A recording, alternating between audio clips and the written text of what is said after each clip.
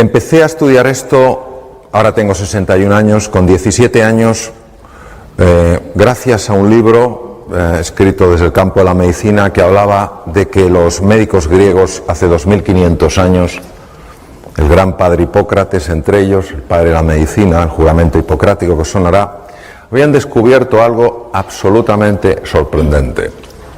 Habían descubierto que se podía curar con las palabras. Nosotros que entendemos que las palabras son, bueno, pues cosas para comunicarnos, nos cuesta muchas veces en nuestra ceguera mental darnos cuenta de que las palabras abren o cierran mundos. Los griegos hace 2500 años se dieron cuenta de eso. Se dieron cuenta que la conversación, la interacción entre los seres humanos abría espacios de curación física. En aquella época esto era una auténtica proeza, porque imaginaros lo poco desarrollada que estaba la medicina, la cirugía, y que un grupo de personas cayeran en esto, cayeran en la cuenta que verdaderamente la conversación podía tener tal impacto en la salud, es algo verdaderamente notorio. Movido por esto empecé a estudiar este fenómeno, empecé a buscar información que conectara la mente y el cuerpo, pero en aquella época no existía nada, no se había publicado nada. Busqué bastante porque todavía la medicina negaba no desde la negación dura y inflexible, sino desde que no se le ocurría que el cuerpo y la mente estuvieran conectados. Pero por fin encontré un artículo norteamericano que hablaba precisamente de esto, de una ciencia que es la psiconeuroendocrinoinmunología, que empezaba a mostrar que los procesos mentales afectaban al sistema inmune, que es el sistema de defensa del cuerpo, todos hemos oído hablar de él, nos defiende frente a bacterias, virus y tumores. Fui tirando del hilo y, bueno, tiré tanto del hilo que hace 12 años yo vi que ya tenía que dar un salto. Ya no podía estar con el nivel de cirugía con el que estaba y con el nivel ya de investigación y temas de esos en el que estaba. Y decidí dejar la cirugía, me reinventé, proceso muy difícil de entrada por el vértigo después de una cirugía de tantos años y una consulta muy grande, pero estoy sumamente agradecido y gracias, entre otras cosas, a ese salir de mi zona de confort, pues hoy tengo la suerte de estar con vosotros y con vosotras. Vamos a hacer un viaje juntos, entonces voy a pedir que pongáis la posición del cuerpo que pondríais para un viaje fascinante. Los que estáis de pie también se puede tener un viaje fascinante de pie, ¿a que sí? Bien. Vamos a hacer un viaje fascinante, obviamente no un viaje hacia afuera, vamos a hacer un viaje hacia adentro, que son los más fascinantes. Porque los de fuera, bueno, es raro que nos... Es difícil... Me ha quedado ahora mejor. Es que yo creo que en cuanto muevo el cuello voy a tener que estar así. Bueno, los viajes fascinantes, una de las cosas que tienen es la capacidad de sorprendernos, y no hay nada que nos pueda sorprender más que el viaje interior, porque el viaje exterior muchas veces, oye, pues ves cosas y dices, qué bonito, qué edificio, te impresiona, pero yo creo que lo que te sobrecoge es el ser humano, lo que te sobrecoge es la naturaleza, lo que se te sobrecoge de repente es ese atardecer que yo veía desde el aeropuerto de Alicante, ¿no? Eso es lo que te sobrecoge. Bien, a ver, sí. Eso es. Esto es de lo que vamos a hablar, lo tenéis en el programa, vamos a hablar de la magia que hay al otro lado del espejo. Soy muy aficionado a la mitología, mi último libro es un libro sobre la mitología y el despertar humano, y el espejo es el espejo de Narciso. Narciso en la mitología griega era aparentemente un joven guapísimo, un joven absolutamente... con todo lo que una persona puede tener de atractivo, pero era muy arrogante, era muy soberbio. Él se sabía muy guapo porque todas las doncellas suspiraban por él. Y un día entró en el bosque, pero claro, Narciso en aquella época no se usaban tanto espejos, o sea, el espejo de hoy en día pues tiene su origen hace muchos años, pero en aquella época la fábula tiene tanto poder porque no había espejos, es decir, Narciso por alguna razón nunca se había contemplado. Él estaba sorprendido de que tuviera tanto efecto en las mujeres. Un día entró en un bosque y había una ninfa que se llamaba Eco. Se llamaba Eco porque la diosa Hera, la mujer y hermana de Hércules, se había enfadado con Eco y le había dejado una voz de tal manera que todo era un eco. Si decía hola era hola, hola, hola, hola, hola, hola, hola, hola. Y entonces Eco vio pasar a Narciso, que se metió en aquel bosque, inmediatamente se enamoró de él y salió con los brazos abiertos pues para encontrarse con él, y Narciso directamente la despreció. Ella se retiró sollozando al bosque y él encontró algo que nunca había encontrado, encontró un pequeño estanque, y al asomarse en el estanque se vio reflejado. Se enamoró tanto de sí mismo que quiso atrapar la figura. Se lanzó al agua intentando atraparla y se ahogó.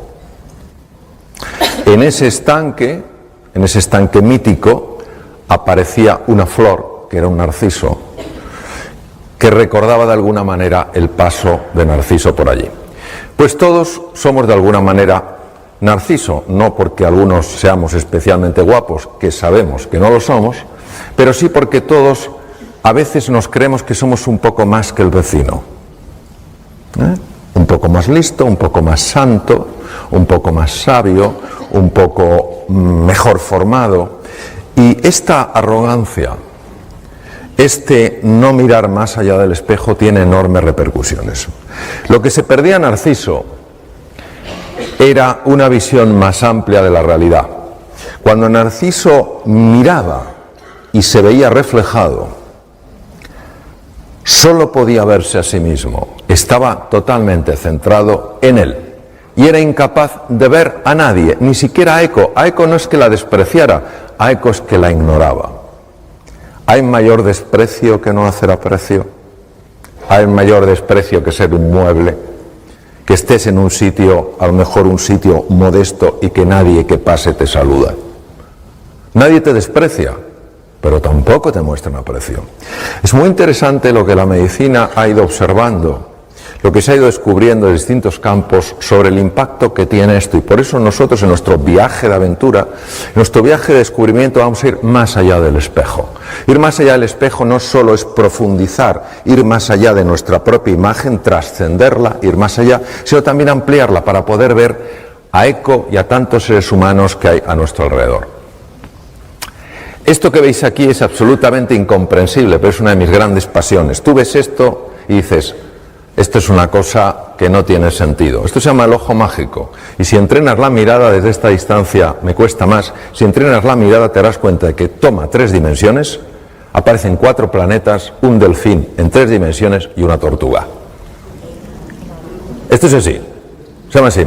Mirad, lo podéis encontrar muchas figuras en montones hay libros y tal y cual, entonces tienes que adiestrar la mirada y llega un momento en que se hace 3 dimensiones y lo que no tenía sentido lo tiene todo. Vamos a ver cosas que para la mente no tienen sentido, pero que para la vida lo tienen todo. Es decir, hoy vamos a aprender a mirar de una manera especial para ver en 3 dimensiones. Aquello que vale la pena ver en 3 dimensiones. Porque cuando tú ves, yo me puedo quedar mucho tiempo mirando estas cosas, porque cuando ya tienes habilidad, que no es cuestión más que dedicarle tiempo, es que son figuras tan bonitas y dices, no es posible, o sea, estoy viendo 3 dimensiones y parecía que no había nada. Bien, vamos a hablar de los 2 elementos que en mi experiencia personal he visto que son los que nos ayudan a ir más allá del espejo, a ir más allá de nosotros mismos. Uno es el encuentro. ¿Qué es el encuentro? Lo veremos. Es hallarte con la otra persona. Es decir, dejas de ser el centro de un círculo y se crea una elipse que tiene 2 círculos, tú y yo. Como decía Martin Buber, eso es un nosotros. Vamos a ver el impacto del encuentro en muchas cosas, en el funcionamiento del cerebro humano y en la salud. Y vamos a ver el enorme impacto que tiene el silencio. Algo que para nosotros ha perdido como como todo el valor, esto es como el sueño. O sea, yo recuerdo hace muchos años en Madrid un cartel de una bebida que no comentaré que decía: ya dormirás bastante cuando te mueras. Dormir poco es sumamente dañino para la salud, sumamente dañino para la salud. El sueño no es una pérdida de tiempo, el sueño es un momento de reparación del organismo. Y hay muy pocas personas que realmente puedan dormir menos de 7 horas y estar bien. No digo que no las haya, hay muy pocas. Pues lo mismo pasa con el silencio y lo vamos a explorar juntos.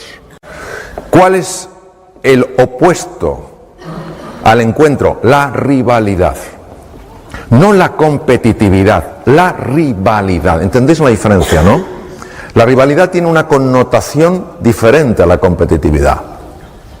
La rivalidad tiene un toque distinto. El otro es mi rival, es mi enemigo.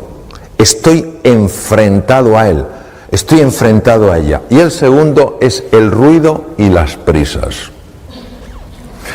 Los datos no se publican porque no es políticamente correcto a nivel mundial contarlos, pero si supierais cómo está escalando la ansiedad y la depresión.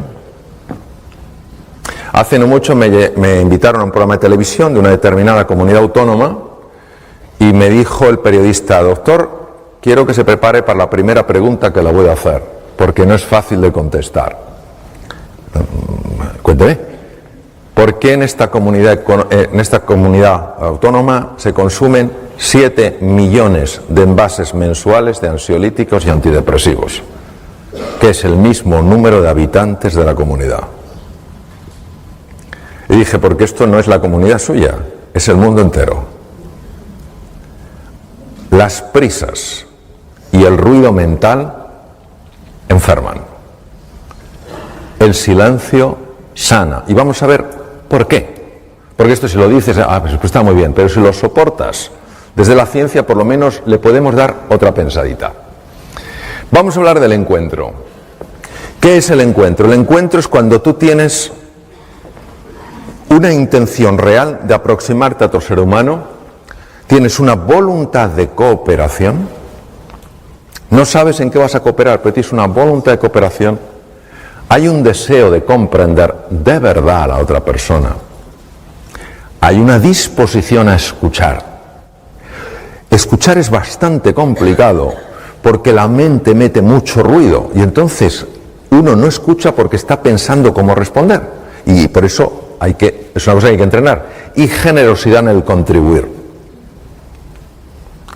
generosidad en el dar. Que recibes de vuelta, estupendo, pero no lo haces por recibir de vuelta, lo haces porque quieres vivir así. Nosotros vamos a través de ejemplos, a través de metáforas, a través de ciertas explicaciones, vamos a profundizar en eso que hace al encuentro tan saludable psicológica y biológicamente a la persona. No juzgar desde nuestro propio marco de referencia. Todos tenemos un marco de referencia, todos tenemos una experiencia a la vida, una manera de ver las cosas. Es inherente al vivir. Y tendemos a filtrar todo lo que llega de acuerdo a ese marco de referencia. Y os voy a poner un ejemplo contándoos una historia sobre la que luego trabajaremos para que entendamos un poco esto cómo opera.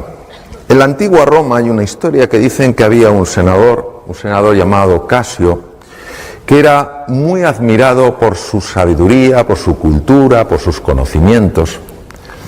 Y era todavía más admirado desde que hacía poco tiempo, pocos años, se había casado con la mujer más hermosa de toda Roma y además la más rica. Esta mujer además le había dado un hijo varón que sin duda sería su heredero y claro, les parecía que este hombre todo lo hacía bien, era culto, era inteligente, en los debates en el Senado era siempre el que decía la cosa más relevante, se había casado por una mujer por la que suspiraban todos los romanos, encima una mujer con un gran patrimonio, en fin, lo tenía todo. Pero resulta que Casio anuncia que se divorcia de Helena, su mujer.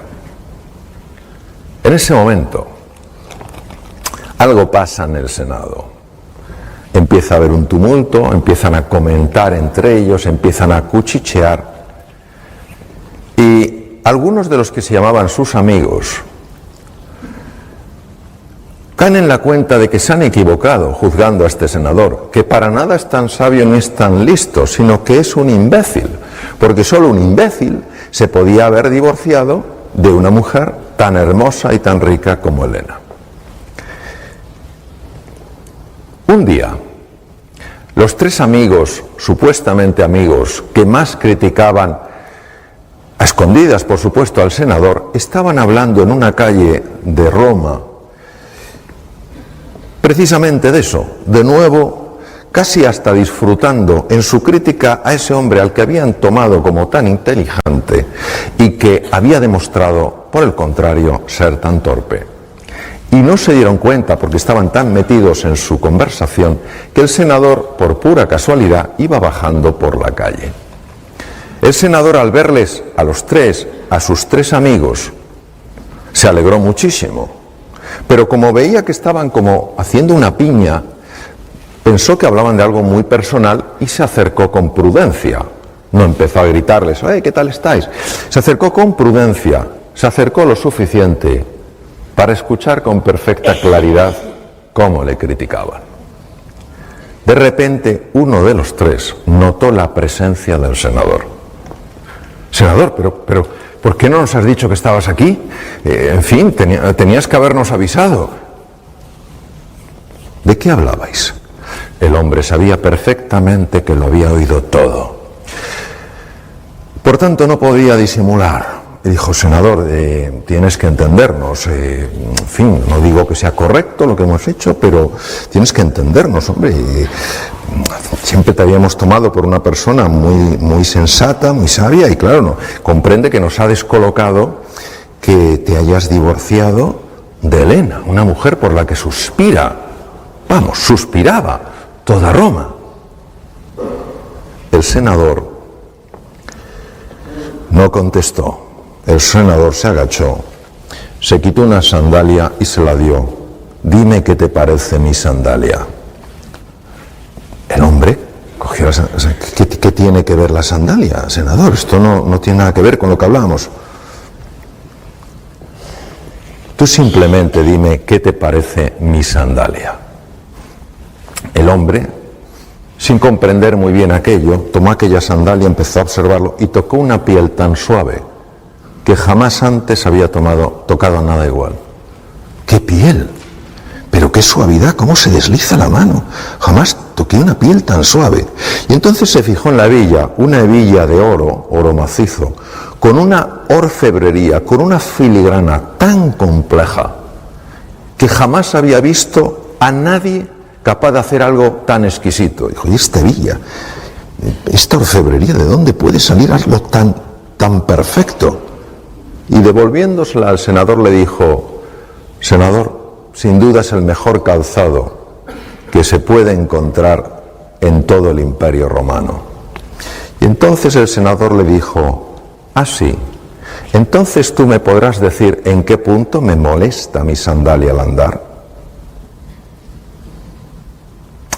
Esto es lo que nos pasa muchas veces, es decir, independientemente no es un justificar si la razón fue o no fue, es que aquella sandalia aparentemente tan bella no era cómoda, pero había que convivir con ella para verlo. Tener en cuenta que cuando hablamos del encuentro no hablamos de estar de acuerdo, estamos hablando de entender a la otra persona. Platón, el discípulo más afamado de Sócrates, el otro fue Jenofonte, decía, sé amable, pues cada persona con la que te cruzas está librando su ardua batalla. No lo sabemos. No sabemos por lo que está pasando el ser humano. No sabemos si está en un invierno en su vida. Y a lo mejor eso, no digo que justifique, pero sí explica su enfado, su irascibilidad. Cada persona tiene su historia y cada uno sabe cuánto le pesa le pesan y le duelen sus heridas. Si realmente queremos crear una conexión emocional, tenemos que comprender y apreciar su mundo, no juzgarlo. Tampoco hay que estar de acuerdo, no hay por qué estar de acuerdo con que él, el senador, se divorcie de Elena o se deje divorciar. Se trata de comprender su mundo. Y para ello, creo que lo primero es hacer preguntas desde el verdadero interés y la curiosidad. Los senadores, sus amigos, dieron por hecho algo, sin siquiera haber hecho la mínima investigación. La mínima. Eran amigos del senador, le podían haber cogido aparte y decirle: senador, somos tus amigos, podemos tener una conversación privada así. Oye, mira, nos ha sorprendido esto. ¿Qué es lo que ha pasado? Y el senador habría sentido que se le daba una oportunidad para expresarse. Una oportunidad para expresar su sentir. La mayor parte de las personas no necesitamos que nos den la razón, necesitamos sentirnos escuchadas y comprendidas. Lo segundo, escuchar para conectar con su mundo, sentimientos y necesidades. No podemos, veréis, la escucha es un proceso que a nivel cerebral no se puede dividir.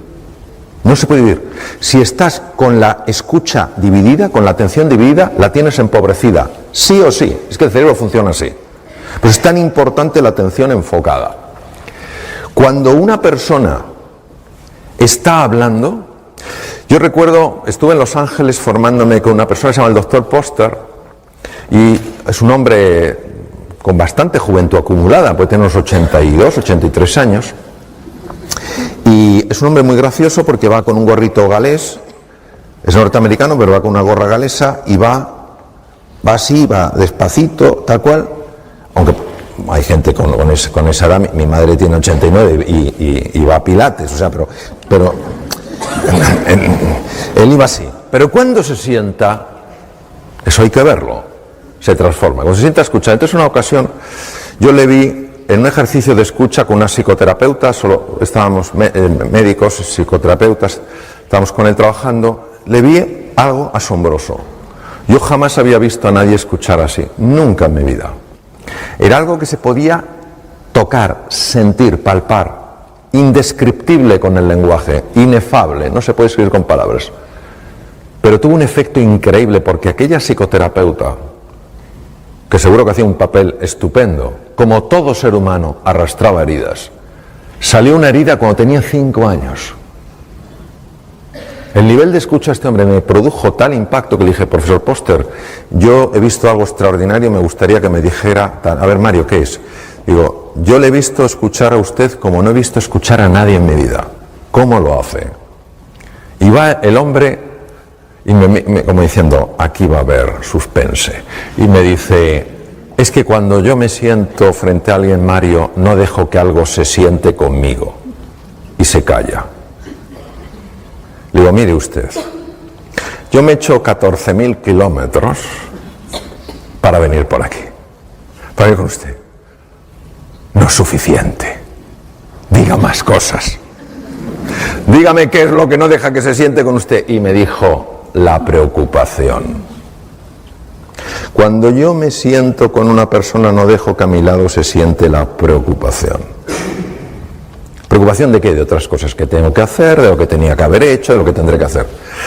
Y luego afortunadamente siguió y me dijo: cuando yo me siento delante de un ser humano, quiero claramente transmitirle a esa persona que ella para mí, en ese momento, es todo mi mundo.